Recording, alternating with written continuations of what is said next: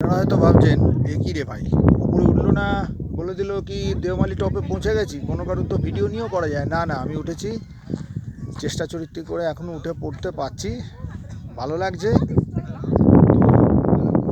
Deomali top উড়িষ্যার সবচেয়ে highest পয়েন্টে রয়েছে। আজকে 7ই ডিসেম্বর, রোববার, 3:13, 3:14 হয়ে গেছে।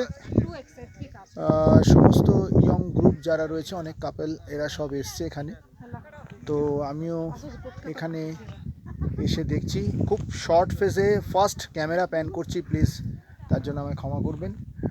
এখানে একটা বজরংবলীর ফ্ল্যাগ উপরে দেখতে পাচ্ছেন, আর যদি আমি একটু মুভ করে ঘুরে যাই তাহলে ঠিক আমার এই জায়গাটাতে ইন্ডিয়ান ফ্ল্যাগটাকেও দেখতে পাবেন। ভালো লাগছে। আমি জ্যোতি, কে আর জ্যোতি আমার চ্যানেল, আপনারা দেখুন, দেখাচ্ছি কোরাপুট দেওমালি।